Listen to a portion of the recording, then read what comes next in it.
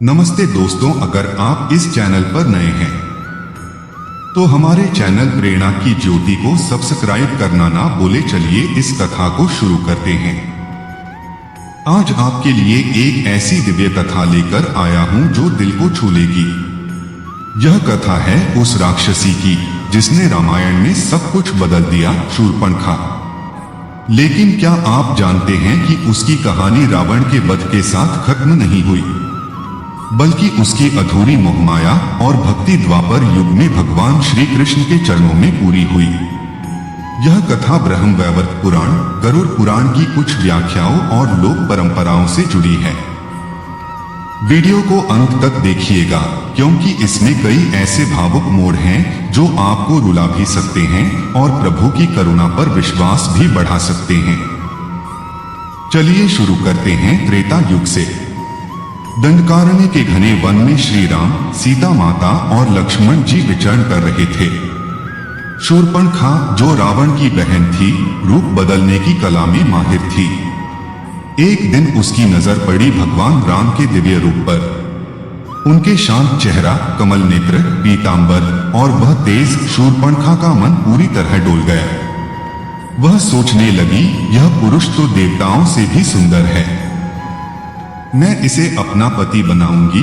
उसने अपना रूप एक मोहक युवती का बना लिया और राम के पास जाकर बोली, हे राजकुमार, मैं तुम्हें चाहती हूँ, मेरे साथ सदा रहो। श्री राम ने बड़े प्रेम से समझाया, देवी, मैं सीता का पति हूँ, एकनिष्ठ हूँ। फिर लक्ष्मण की तरफ मुड़ी, लेकिन लक्ष्मण ने भी ठुकरा दिया। क्रोध में आग बबूला होकर शूर्पणखा ने सीता माता पर झपट्टा मारा। लक्ष्मण जी ने तुरंत उसकी नाक और कान काट दिए। चीखती हुई, खून बहाती शूर्पणखा भागी। उसने खरदूषण को बताया, फिर रावण को उकसाया, भाई, मेरी यह दशा देख। राम की पत्नी सीता को हर लो, मैं बदला लूंगी। नतीजा सब जानते हैं, सीता हरण, राम रावण युद्ध, रावण वध। रावण की मृत्यु के बाद शूर्पणखा अकेली पड़ गई। लंका जल चुकी थी, भाई मर चुके थे। लेकिन आश्चर्य की बात, उसका क्रोध कम हुआ, पर राम के प्रति मोह बढ़ गया।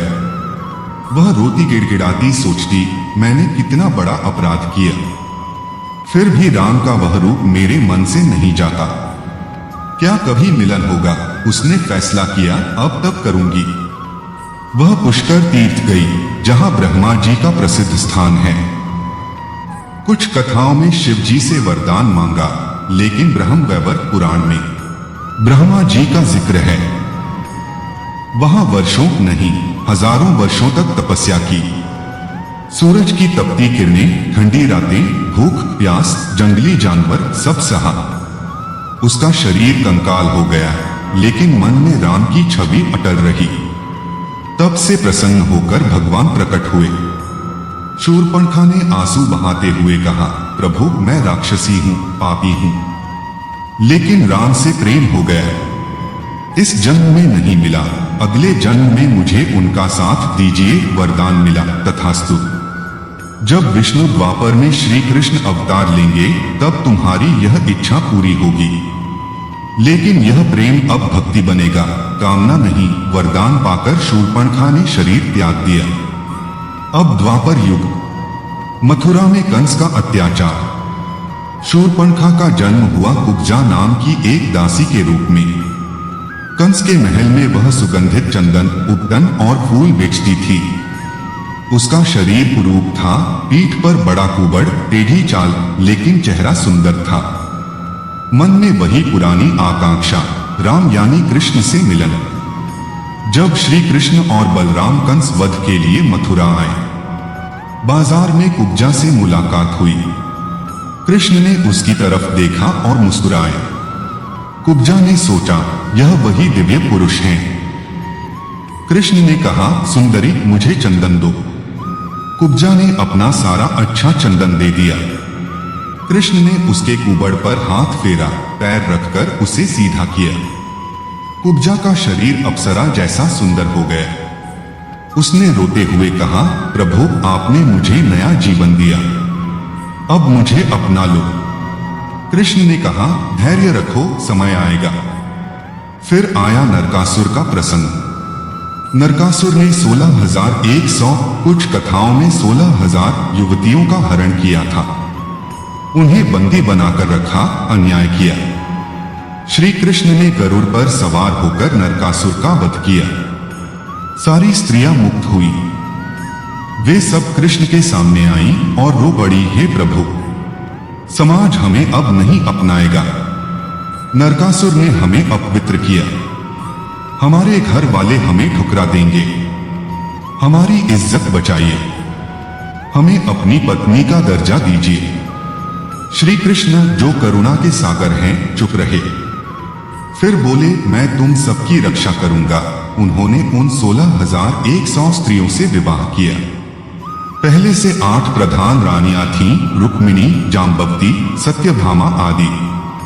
इस तरह कुल 16,108 पत्नियां हुई और उनमें से एक थी कुब्जा, यानी शूर्पणखा का पुनर्जन्म। इस तरह उसकी त्रेता युग की अधूरी चाहत द्वापर में पूरी हुई। लेकिन दोस्तों, यह विवाह केवल शारीरिक नहीं था। यह भक्ति, करुणा और उद्धार का विवाह था।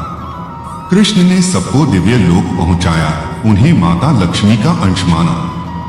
कई लोग आज कहते हैं कृष्ण के 16,108 विवाह थे, तो हम क्यों नहीं, लेकिन वे नहीं समझते कि यह मजबूरी थी। यह स्त्रियों की रक्षा थी, समाज की लाज बचाना था। शूर्पणखा जैसी राक्षसी भी भक्ति से पवित्र हो गई। यह कथा सिखाती है, प्रभु सब देखते हैं। अधूरी इच्छा हो, पाप हो, लेकिन सच्ची तपस्या और भक्ति से सब कुछ बदल सकता है। राम कृष्ण एक ही हैं, अवतार अलग अलग। रवि जी और सभी दोस्तों, क्या आपको यह कथा पहले पता थी? कमेंट में बताइए कुब्जा का उद्धार आपको कैसा लगा। क्या शूर्पणखा पर दया आई? वीडियो अच्छा लगा तो लाइक, शेयर, सब्सक्राइब जरूर कीजिए।